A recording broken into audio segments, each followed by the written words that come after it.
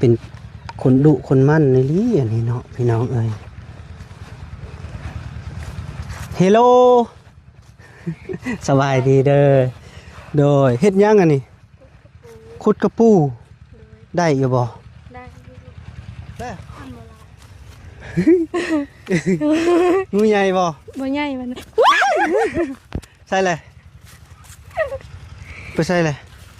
มุดลงหันเหรอโอ้ยห้องนำพี่น้องเอ้ยอีหยังเม่นยังเอามาติใส่ฮะเงินได้ค่ะเงินน้องงาบ่จักเจ้าเอาคู่มากินนี่เจ้าบ่เบิ่งบ่เป็นหยังคือบ่เบิ่งลืมแนมพาวเตียงมาย่านได้บ่ได้กระปูติได้เงินฟอมคือสิแม่นเงินน้องงามจักบ่ได้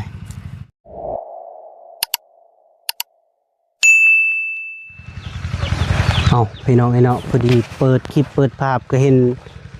น้องฟ้าจากเพิ่นเฮ็ดหยังพี่น้องเอ้ยเนาะถือเสียมถือกระป๋องนั่งอยู่ของหมอกพี่น้องเอ้ยเนาะจากเพิ่นเฮ็ดหยังเด้เพิ่นปานคณะบ่จัก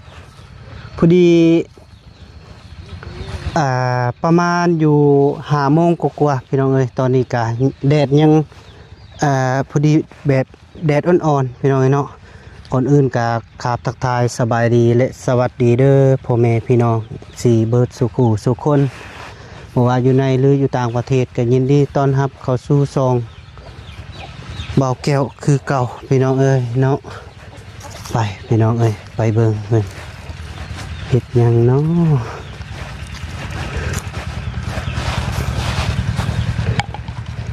ก็เป็น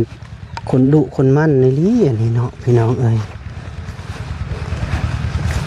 เฮลโลสบายดีเด้อโดยเฮ็ดยังอันนี้ขุดกระปูได้อยู่บ่ได้มันโบราณมันโบราณขุดอยู่ไสแน่นี่ขุดเท่านี้เลยพี่น้องเอ้ยเนาะเพิ่นกำลังขุดกระปู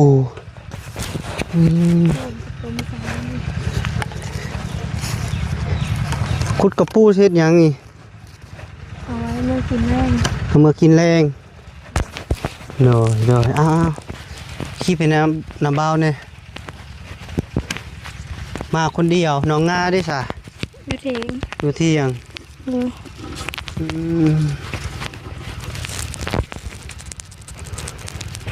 คิดได้ปะเลยไปตกพี่น้องเอ้ยบุซูมีเนาะโดยมันที่จริงบอลน้องงาไปขุดน่ะลายได้ลายดีได้ผู้ลงลุ่มนี่มีบ่ไฮลุ่มนะที่ไฮลุ่มนี่ลงลุ่มเบิ่งขุดนี่ก่อนมีบ่โอ้รอรุ่นพี่น้องเอ้ยสิมีอยู่บ่ย่านแต่มันถือหูงูฮะย่านแต่ถือหูงูย่านงูย่านนี่ยังงูขุดกินตกใจเห็นงูโอ้ย่านแต่หูงูมุย่านนะสับหัวมันโลดผูกดองแล้วผูกไปแล้วไปเด็กเข้าปลาแล้วโอ้ไม่ได้กินมันดอกไปไวแล้วมันไปไวแล้วก็สิบุมีแล้วมันนี่ไปแล้วพี่น้องเอ้ยหนองเพิ่นคุบบ่ทันบ่มีเนื้อกินแรงติเวลาขุดอันนี้โดยมีแต่หน่อไม้แน่คันมีหน่อไม้โดยคันบ่ไปหาอยู่ใส่ไปง่ายไปหาอยู่แถวภูคามไปฝากพุ่นบ่โดยเจ้าบ่ได้ไปน้ำลาวบ่เก่งเกินเพิ่นมานะตื่นสวยบ่ให้เรามาก่อนโอ้เจ้านึ่งข้าวอยู่เฮือน9 โมงพุ่นเอามามื้อโอ้ให้เรามาก่อนจะมาน้ำลังไอ้เพิ่นมาล่าอยู่บ่มื้อนี้กะตกใจกับผู้มาจักเอ้ยเฮาลืมซื้อแล้วแหละไผ เอ้ยตัวใส่เสื้อสีขาวๆเท่าๆนะ โอ้ผู้เมื่อกี้นี่บ่ โดย อืมสาวน้อยอะนะ สาวน้อย แมนสาวน้อยสาวอิวพอดีนะบ่าวเจออยู่พุ่นแล้วกำลังออกมาพี่นะแดดบ่ โดย อย่าหน้าลำอืมน้องฟ้ากำลังสอกอาหารที่กินแรงพี่น้องเอ้ยเนาะ โดย อืมน้องเพิ่นขยัน เห็นหูมันเหมือนกัน น้องง่าไปหามื้อนั้นเพิ่นก็ได้หลายได้ หลายๆผู้นั้นมาพากินเป็น เพิ่นมีหลาย แต่จริงก็มีหลายอยู่พี่น้องเนาะก็อาจจะได้หลายอยู่ดอกจังหน่อยยังบ่ทันฮอดบอนที่มันอยู่หลายพี่น้องเอ้ย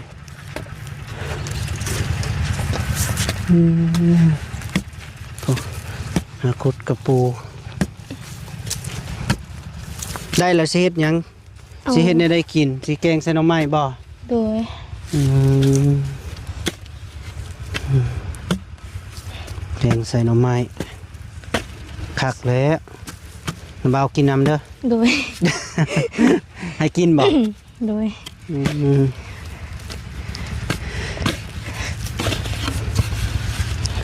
อุ้ยเลิกบ่เห็นละ บ่เห็นหูมัน หูใหญ่บ่ บ่เห็นซ้ ตันเลย ำโดย ผู้ไปหาแถวโฮมไปบูไวที่นี่เห็นดาบ่าวก็สิบูไวแล้วโอ้ยหา6 โมงแล้วพี่น้องเอ้ยก็ยังแดดแห้งนี่ตัวนี้อาจจะมีนี่มันเป็น เขตอะไรนี่บ่ เขียนเนี่ยคือเห็นหอยกระปูอยู่ ตีน ทัน มัน ดีแมนได้ คอยได้ซับได้โอ้อยู่คันมันเป็นงูนี่เจ้ากระยานบ่ ย่าน เจ้าคือยาน คอยเห็นยานได้คอย เฮาก็ย่านคือกัน ยานบ่ โดยเฮาก็จนสิแลนพุ่นละกินนี่นะ แล่นหยัง จกไปจกมาพอเห็นงูอ้อ อยู่ใส่ อยู่ว่านี่ จก แบบอุ้ยซับเลยได้บัดนี้เอาเสียมแบบเคไปเคมาน่ะเห็นงู โอ้เขี่ยไปเขี่ยมาแล้วเห็นงู โดย บ่ได้แหละ ตัวเฮาคุดอีนี่อันนี้ โอ้เจ้าขุดกี่นี้ โดย มันไปใส่แหละ เอากระถมไว้บนเก่าไง ทมไว้บนเก่า โดยหมดแล้วล่ะหมดแล้ว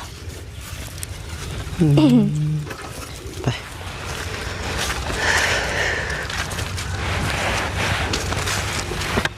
นึกว่าสิบ่มาอะไร บ่ ๆโดยจนพากันนอนรถมือเลยวันนี้ มันมือบ่ โดย อ้ายก็ค่าเวียก วัน เด้ ที่พากันนั่งท่านั่งไปนั่งมารับเลย พากันรับ พอดีตื่นมาพอดีต้องอายนิ่วมากเลย อ้ายก็ลืมส่งบอกว่าค่าเวียกแน่นะ โดย นี่ก็ให้หน้าเจ้าบ่ บ่หน้า หน้าไผ หน้าเขาเอ้ย หน้าเขา เขา เอ้ ลื ย มเลยเขาพี่น้องแถวยูเฮิร์นั่นแหละ เด้อเดี๋ยวพี่น้องเอ้ยเนาะพาน้องโอเคเห็นน้องเพิ่นหาคุดกระปูหากินสีเมื่อกินแรงพี่น้องเอ้ยเนาะ บ่มีแล้วแต่ อันนี้เด้คณะเพิ่นบ่ โดยพูด แถวใดล่ะมี ดูแลลงอีกนะ ลงพุ่น เลย เลย เก้าละลายคุยกับปู แถวนี้ไหน โดยเดี๋ยวนี้มันบ่มีไป เด้อเด้อ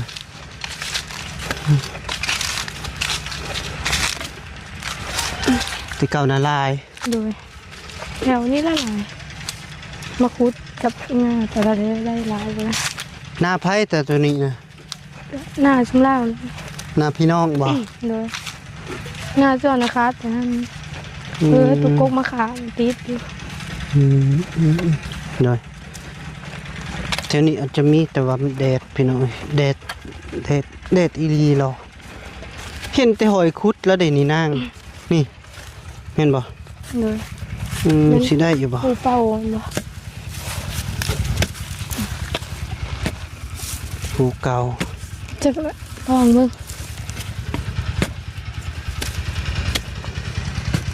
ตัน อืม ตันแล้ว ตันแล้ว เลย มาหาสิถือเด้อนี่ตัวนี้นี่โอเคสองตัวงูนะคือสิได้อยู่ดอกเนาะ เลย คักอยู่พี่น้องเอ้ยเนาะ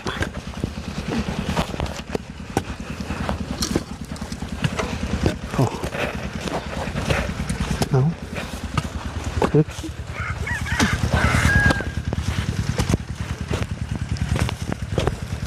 โอ้ดังคุบเลย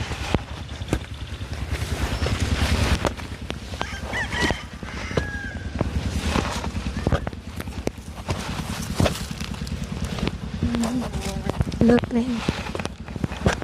แต่ละมื้อต้องไปซอกกินแบบนี้บ่ โดย เออ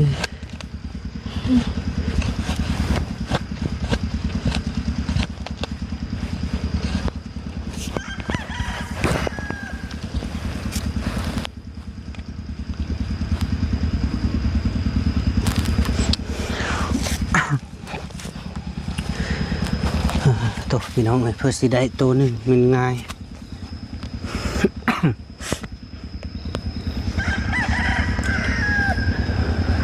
เห็นอยู่ เห็นอยู่ ไปพุด แดดเอ้ย แดดเนาะ โดย เอาคุดจะหน่อยเข้าโฮมบ่ไหวน้ำเบากะแดดพี่น้องเอ้ยเนาะขนาดที่ค่ำนี่ยังแดดอยู่โอ้ขนาดเราอยู่ละนี่เนาะกับผู้ไทยหน้าแห้งกลัวตี้ โดย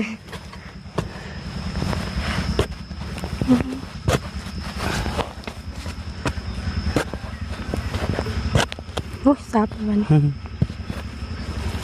คันบ่ได้ไปหาแล้วซื้อกินบ่ คันบ่มีเงินกับบ่ได้ซื้อ บ่มีเงินก็บ่ได้ซื้อ เลย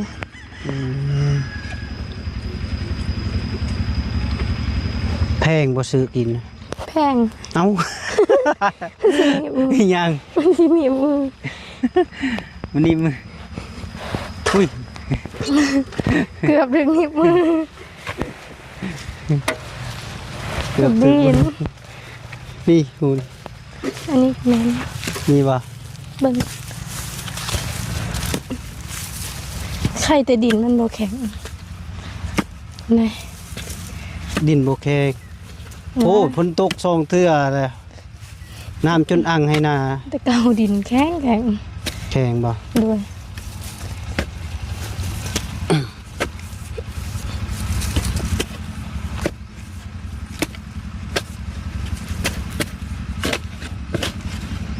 โอ้ยมีแต่งู งูใช่มาเบิ่งมาดู มันบูดเข้าหน้าอยู่ละ งูหยัง งูน้อยเลย ขุดรถสิเบิ่งนี่ โอ้ยเนาะ เบิ่ง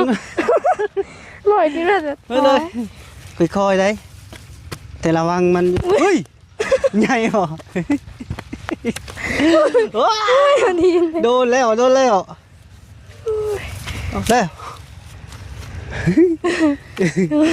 งูใหญ่บ่ บ่ใหญ่มัน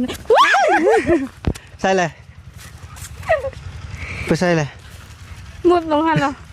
โอ้ยห้องนำพี่น้องเอ้ย โอ้ เลย มันไตขึ้นเกิดโอ้ยเห็นปะโอ้ย ไปเลยมันอยู่เหิบเนี่ยบ่ โดยลงเดี๋ยวนี้แหละ เอ้ยไปซอเป็นน้องโอ้ย เกือบแล้ว ตายเป็นตายานแท้ มันก็ ใหญ่สำใดบ่ บ่หอดบ่ซ้ำนิ้วก้อยแต่มัน มันคือไปไวแท้ จักตอนแรกเขานึกว่ามันอย่างเดียวผ่านเกิบเข้าไป เขากำลังคูดต่อ ก็ เนี่ยมึงผัดอยู่ข้างๆเกิบเอาพี่ บ่แม่นมันอยู่ เกิบติโดนละบ่มันสน บ่ เฮ้ยเนาะ กระต่าย น้ำมึงนาวแตกหยาบเลยโอ้ยบ่กระตื่นพี่น้องเอ้ย จนดีนมัดเฮากัน โดนเจองูเลยพี่น้องเอ้ยอืม งูใหญ่จะตายแล้ว งูใหญ่กินบ่ ฮะ งูใหญ่เจ้าก็กินบ่ บ่เคยกินงูจักเธอ บ่เคยบ่ โดย เป็นหยังคือบ่กิน ยังบ่มีไผพากิน น้ำว่าวก็บ่ได้กินได้ คันให้กินก็บ่ยากเลยยานมัน ญาติ โดย คันมีผู้พากินเจ้าสิกินบ่ จักยังบ่มีคนพากิน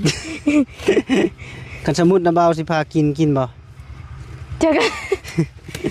น้ำว่าวบ่กินได้ ถ้ามีคนพากินก็กิน น้ำว่าวบ่กินได้เฮ็ดให้กินซื่อ เจ้าเฮ็ดเป็นบ่ เฮ็ดเป็นอยู่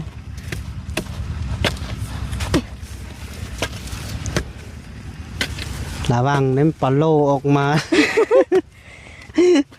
ขวัญออกนะ ควรหายแล้วได้เฮ้ยเต็ก กระปูอันนี้ ๆกระปูบ่โอ้ยยันหัวงู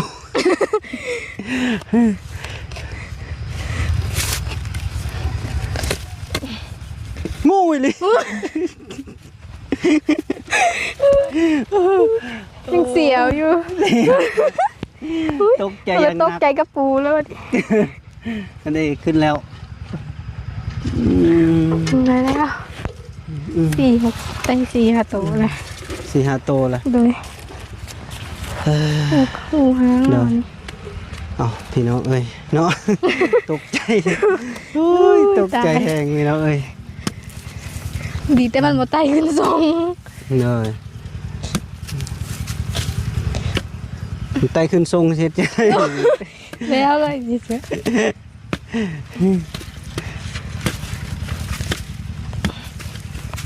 เช้านี้นะบ่าวขี่รถไปพอดีเพิ่งแล้วมันเข้าที่เสื้อมันอยู่ข้างในแล้วมันตอดส่ง บ่ได้รถ ช่ ล อง ม บ บ่ อนเลย จอดรถแล้วแกะเสื้อ เขาคิดว่านาบ่าวเลอบ่จักด้วย บ่ได้พารถล้มตินะ บ่จอดรถอันนี้มันตอดแล้วก็แกะเสื้อมันตอดอีก เอ้า พอดีสองเทื่อม แตนบ่ ต่อบ่แม่นต่อเพิ่ง เพิ่ง นี่ ไปแซ่น่ะ ว่าไปตายไปเวียกอะไรแต่บังเอิญน่ะมันเข้าทางใดได้วะเก็บปลาเนียง จุมเฮาละคล้อง แล้วซุมเราบ่มาแล้วว่ะ แต่เก้าเคยเห็น11 โมงเห็นจุมเจ้ามา อืม มาเบิ่งวันนี้12 โมงแล้วเราบ่มาเลยพากันเปลี่ยนตีรถแล้วก็มือเลย โนไทยอยู่บ่ ถ่ายแล้ว2หื้อ อยู่ไส อยู่พุ่นแคมโฮย ถ่ายว่าบีแตะซ้ำบ่ได้ถ่ายซ้ โอ้ลูกบีแตก ำโดย เช็ดจะได้แบบนี้สิเปลี่ยน จาก มีเงินเปลี่ยนอยู่บ่ จาก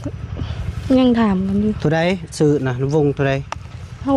บ่ฮู้เฮาบ่เคยไปซื้อเด้อ บ่เคย โดย สิเฮ็ดจะได้จังสิเคยบัดนี้ จากยังบ่มี ได้แล้วบ่ เอาไปเสียเลย เอาหยากเอาสาเทเนาะ พีวีโอ้ยจนก่อน ที่ดินเป็นถกเลยอ้าวนั่งมาดิผู้บอลห่มพอแล้วไทยห่มพูนห่มเลย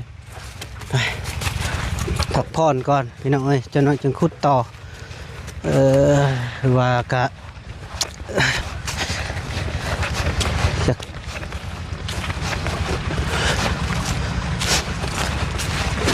น้าบ้าวก็บ่สบายเนี่ยมื้อนี้ก็ เป็นไข้บ่ เป็นไอ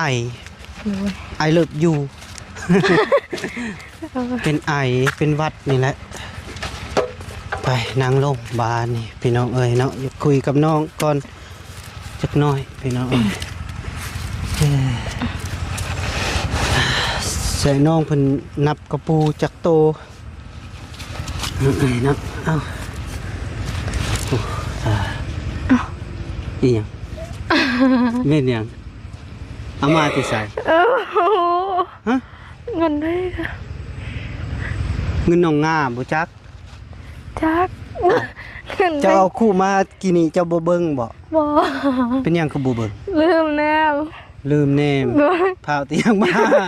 ย่านแต่บ่ได้กระปูติ โดยมันม เอา อ แหละ น คือ เด้ มีเงินว่ะ จักเงินไป อื้อหือ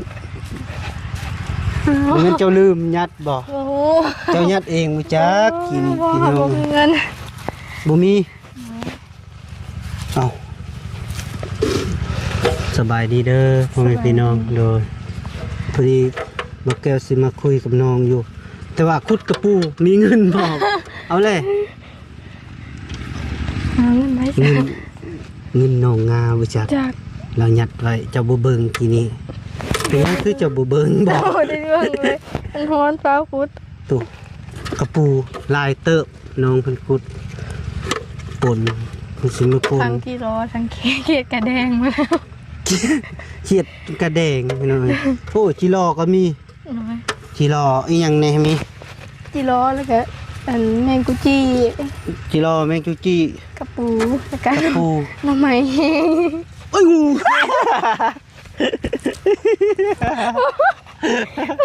โอ้ยน้องเนี่ยน้องเพิ่นยัง ยังระแวงอยู่พี่น้องเอ้ยเจองูสอง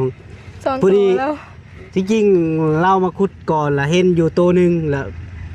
พอดีเราบ่ได้บอกแก้วพอดีบอกอยู่บ่เดียว อย่าละแม่งเลย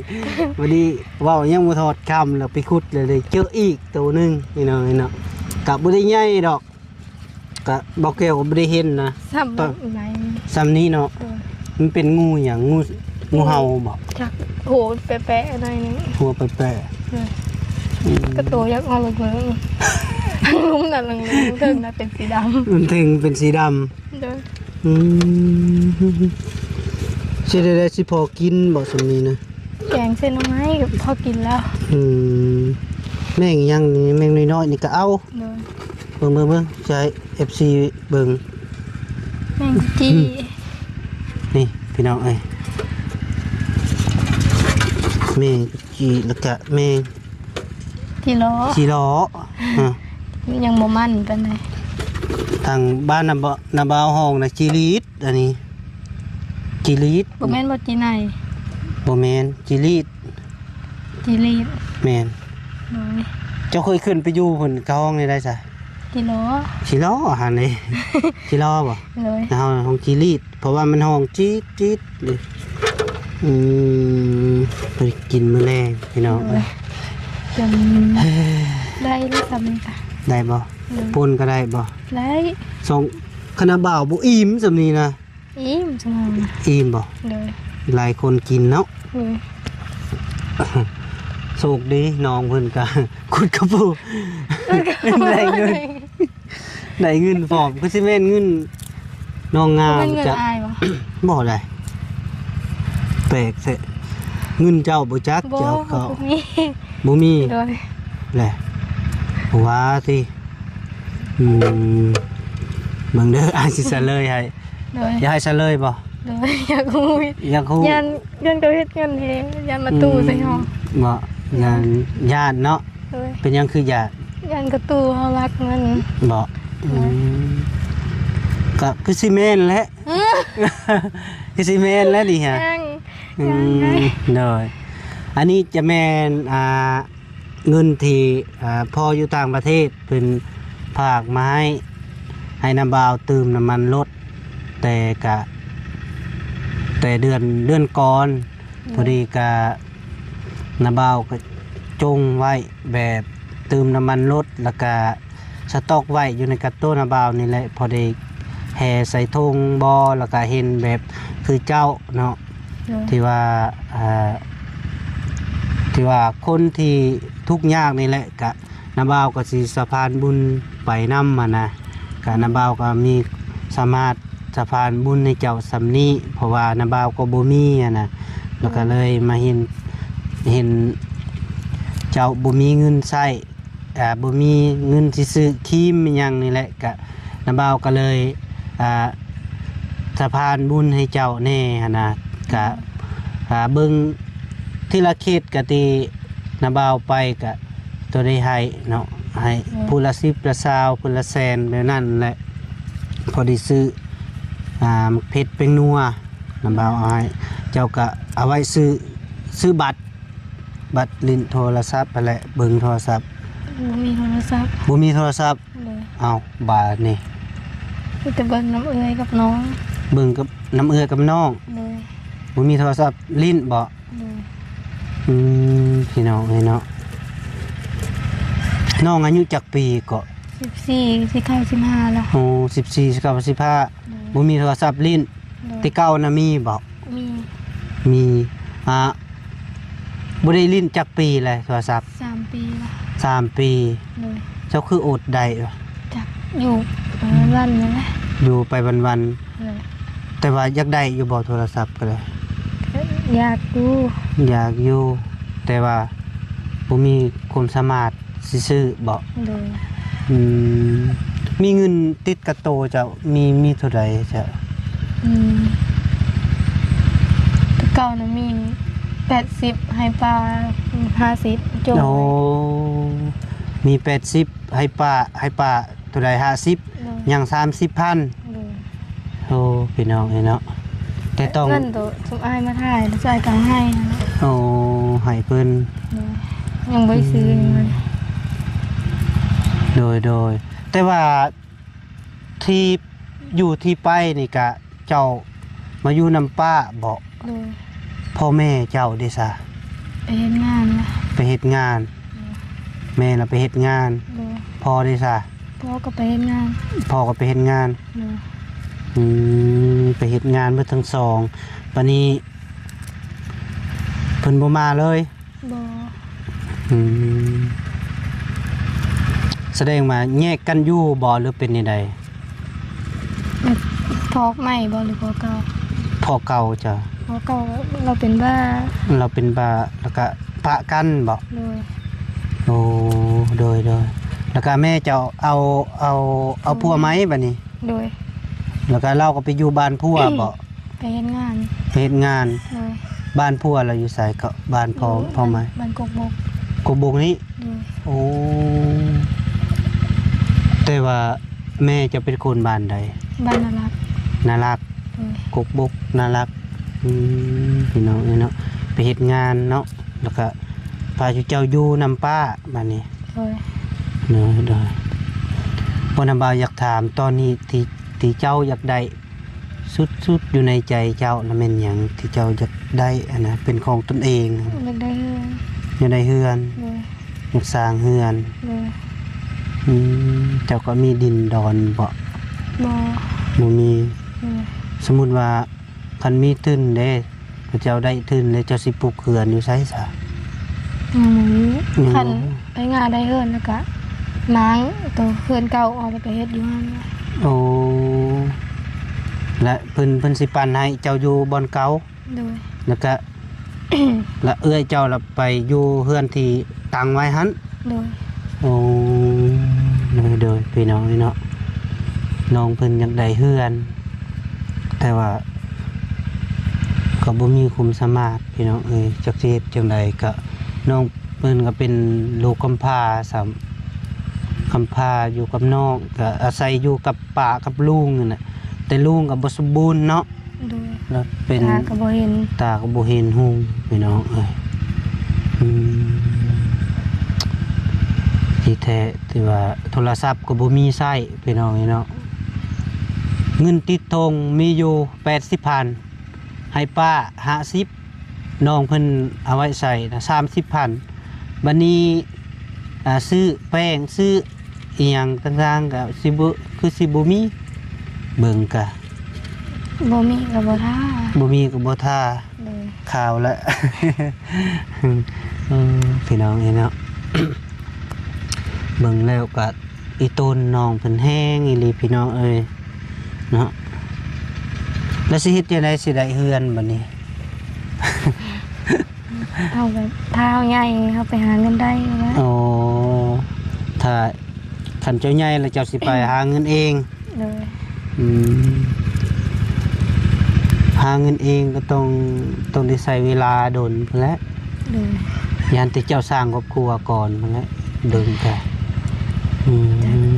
ท ถ้าเบิ่งนี่แหละยังบ่ใหญ่ยังบ่หาเงินยังบ่เป็น หาเงินยังบ่เป็นคันอายุประมาณ10 16ค่ะ18 ปีนี่จะว่าจะไปพี่น้องเอ้ยเบิ่งน้องนี่สิไปหาเงินเพราะว่าบ่มีเงินเศษเฮือนสิอยู่ก็บ่มีเพราะว่าปัจจุบันนี่ก็เฮือนที่เพิ่นอยู่อาศัยกับป้ากับลุงเพิ่นก็ถือว่าหัวเบิดแล้วพี่น้องเอ้ยเนาะก็บ่สมบูรณ์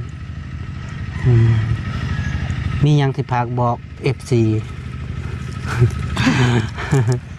จักเอา จะสิเว้าในใดอะสิให้เพิ่นซอยแบบใด ซอยแบบไรก็ได้ ซอยแบบใดก็ได้ เออ นมมือบอกเพิ่นแน่ พอแล้วนะ เอานั้นใดก็ได้แนวคิดเจ้านะอยากได้น้ำเพิ่นนะสิเฮ็ดในใด ก็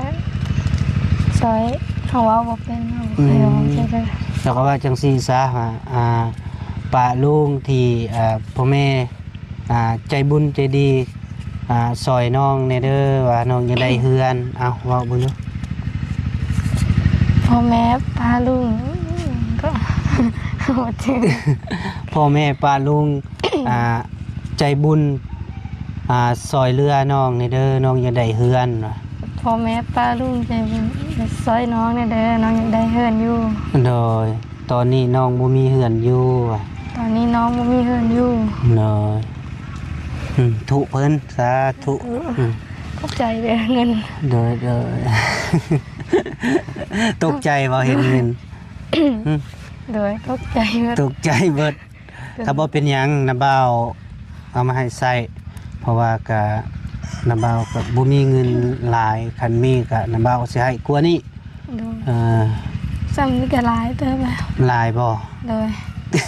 จากพันนี่ แสนหนึง คันเป็นเงินบาทก็ใครอยู่อ้าวคือก็ต้อง คือเซ็น เอาเส้น ตื่นเงิน โดย ว่า เงินเส้นนึงก็จนเส้นพี่น้องเอ้ยบ่เป็นหยังน้อง โดย มีแต่ว่าสู้ๆอยู่น้ำเพิ่นก็สู้เลยมีแต่เฮาก็ซอกหากินแบบนี้แหละ โดย วันๆแบบไปหากินแบบวันๆคือบ้านนอกเฮานี่แหละ ที่ผ่านมาก็เคยทุกข์มาก่อนเฮาก็ผ่านไปถ้าว่ามีงบอีหยังก็น้าบ่าวสิแจ้งน้ำลังโดยถ้าบ่มีก็บ่จักสิว่าคือกันก็อยากให้น้องมีหั่นล่ะพี่น้องเอ้ยเนาะถ้าว่าเบ้าแก้วจักคันทึกเลขประมาณ กะเบ้าแก้วสิเฮ็ดเตือนให้น้อง แต่ว่าเบ้าแก้วก็บ่มีความสมัคร โดย พี่น้องนี่เนาะแต่ว่าเบาแก้วผู้เว้านี่ก็ยังบ่ทันมีเฮือนอยู่คือกันยังอยู่ฝากอาศัยนำเมเฒ่าอยู่พี่น้องนี่เนาะแต่ว่าเบาแก้วก็เป็นลูกผู้ชายเบาแก้วสิสุพี่น้องนี่เนาะแต่ว่าอยากให้มีให้น้องก่อนก็ดีอกดีใจพี่น้องนี่เนาะเอาพ่อแม่พี่น้องเว้าหลายกับน้องเพิ่นก็คุยหลายแล้วพี่น้องนี่เนาะก็คลิปนี้ก็เบาแก้วอำลาคนเด้อพ่อแม่พี่น้องมันสุขสุขคนเด้อที่ว่ากะคนอื่นกะขอขอบคุณเด้อทางพ่อที่พาเงินมาให้เบาแก้วเป็นสะพานบุญแต่ละเทื่อกะคอยเจ้าอยู่ดีมีแรงสุขภาพแข็งอย่าเจ็บอย่าจนอย่าขาดอย่าโซนโศกมานร่ำรวยนอนรับได้เงินหมื่นตื่นขึ้นมาก็ได้เงินแสนเงินล้านเด้อฟอเด้อที่เจ้าอยู่อเมริกาก็ได้พี่น้องเอ้ยเนาะเอาขออยู่ดีมีแรงมือสุขสุขคนส่งมาร่ำรวยโดยบายบาย ใช่ บาย โดย ขอบใจเด้อ โดย